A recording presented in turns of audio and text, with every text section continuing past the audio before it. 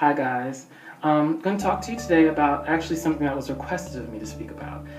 For those who don't know, I used to be a nutritional consultant at GNC for about 4 years, and during that time I gained a good amount of information on nutritional supplements and how to use them, dietary supplements, performance powders, things of that nature, contraindicators, all those things.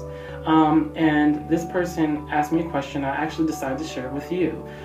The question was, how do I know when I walk into a nutritional center or a nutritional store or a vitamin shop or anything of that nature, how do I know if I can trust what the sales associate is saying? And unfortunately, my general answer to that is that you really can't.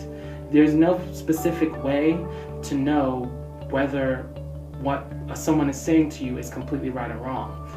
But what I will say is that I can give you some advice on looking for indicators on what may be a good way to know whether what the person is telling you is honest or something that you can trust in that case scenario. And let me back that by saying that this is also all completely my opinion. I will be referencing methods that I've used as a nutritional consultant while I was employed at GNC. So therefore, I'm only giving you information that I can look at and that many people would actually agree. Me being a personal trainer, I've also looked at that as well through trial and error and working with my clients who are using dietary supplements and giving them information, so I'm just sharing that information with you. The first indication that I would look for is whether the sales associate is listening to you.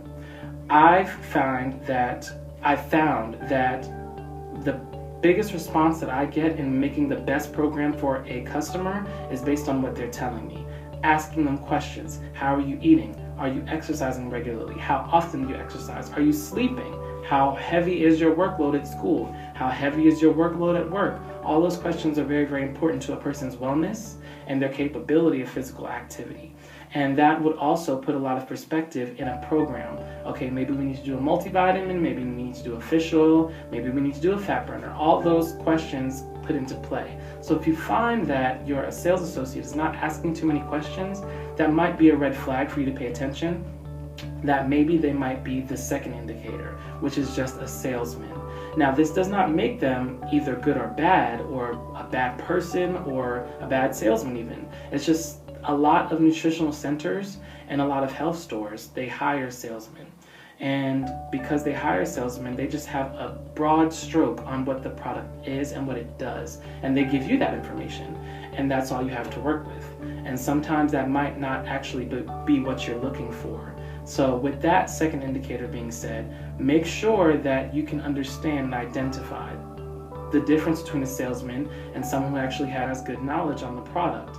And the easiest way to do that is generally to ask questions, challenge their questions, meaning, would this pill work if I have high blood pressure? Will this pill work if I had diabetes?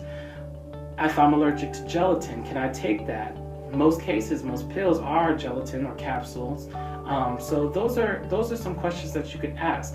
Another thing that you can do, and this is just completely out there, you can take a picture of most products. I don't ever recall going into a store and they're not allowing me to take a picture of their product. You can take a picture of their product, take a picture of the supplemental facts, look them up yourself, get information, have a strong foundation. And when you do, you can go back and see if what information they're giving you kind of matches. That allows you to build good employee customer relationships with people. And I think that that's also a really good way to gauge whether you're dealing with a good sales associate on a regular basis, or whether it just might be someone who possibly is just a salesman and has a broad stroke of it, not necessarily in-depth information to give you.